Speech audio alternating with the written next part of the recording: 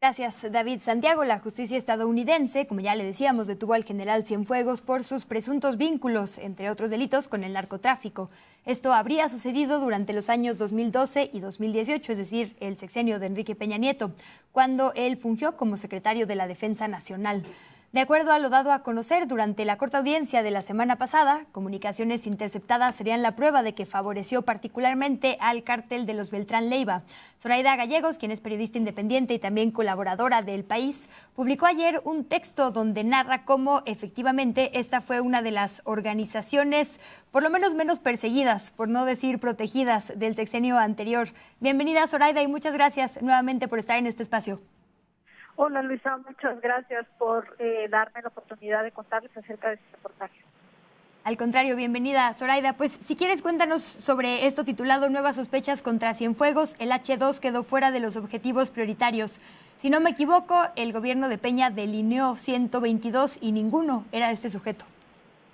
Así es, Luisa. Tú recordarás que durante el sexenio anterior la estrategia de seguridad estuvo basada en la detención de 122 objetivos prioritarios que eran considerados los líderes de los principales cárteles y células que dominaban en ese sexenio todo el país.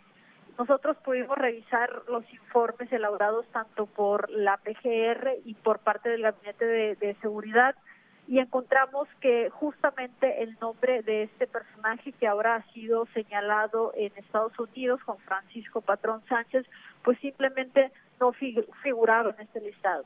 Al inicio del sexenio es interesante porque digamos que el Gabinete de Seguridad recibe un país sumamente fragmentado, con muchísimas células. La mayoría de las células trabajaban a favor del cártel de los Beltrán Leiva, y una de esas células era liderada precisamente por el llamado H2. Digamos que desde entonces las autoridades pudieron haberlo identificado, pero no lo incluyeron en este listado de los objetivos prioritarios. Además, durante todo el sexenio solo hubo 6 detenciones, por así decirlo, prioritarias respecto a este cártel, y digamos que la mayoría de esas detenciones eran líderes de las células con las que, digamos, Patrón Sánchez compartía los territorios que dominaba el cártel de los Beltrán Leiva. Pero no hubo ninguna detención importante más que la de Héctor Beltrán Leiva, que tú recordarás era el último de los 4 hermanos que conformaron este cártel, que quedaba en libertad y fue capturado en San Miguel de Allende.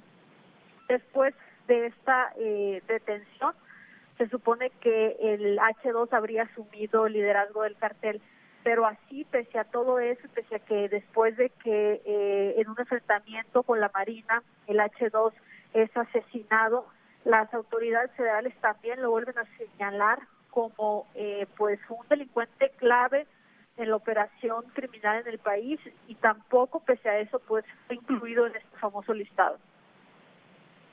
Dices en este texto que, hablando de este H2, las revelaciones de la Fiscalía del Distrito Este de Nueva York, donde se lleva a cabo esta investigación, o bueno, este procedimiento en contra ya de Salvador Cienfuegos y de otros exfuncionarios mexicanos y bueno, miembros de altos de cárteles precisamente del narcotráfico, que hubo un intento de conectarlo a través, bueno, un intento con sobornos para conectarlo con...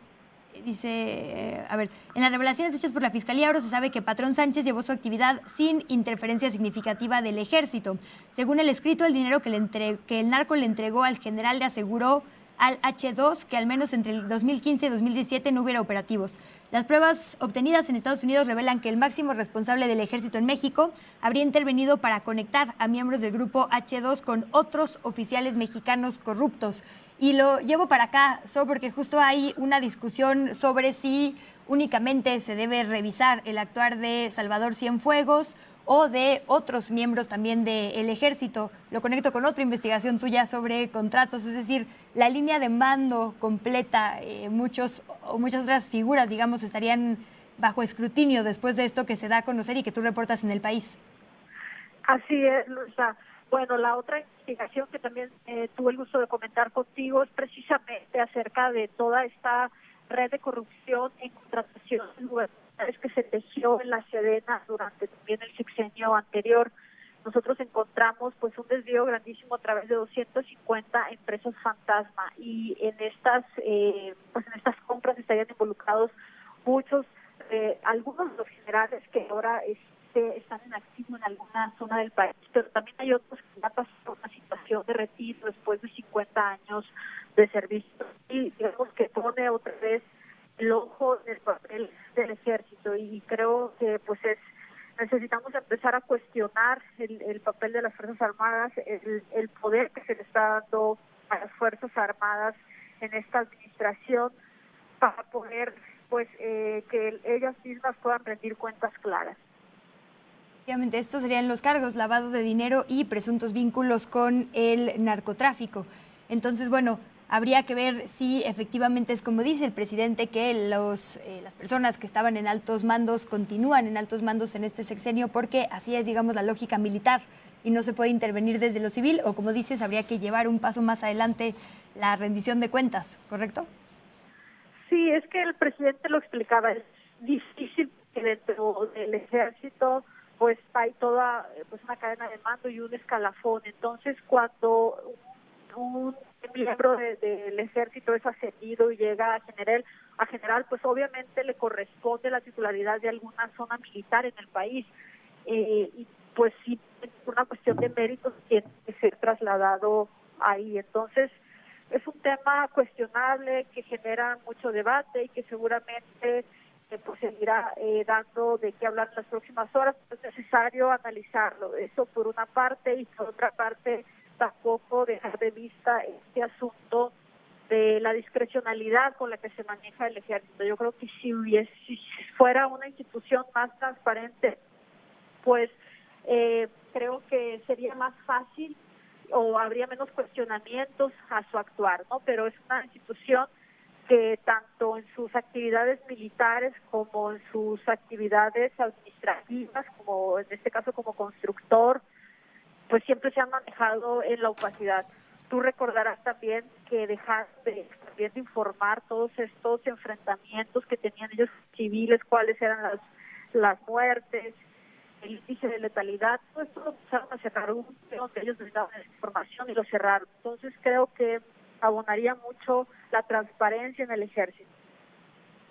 Pues muchísimas gracias, Zoraida, una vez más por tu participación en este espacio, por permitirnos replicar tus investigaciones. Dejamos la recomendación de leerte en El País. ¿Y nos quieres dejar alguna red social también para seguirte? Pueden seguirme en mi Twitter, que es donde comparto mis reportajes, es @ZOGallegos. Muchas gracias por el espacio, Luisa. Bienvenida siempre, gracias a ti, Zoraida Gallegos, muy buenas tardes.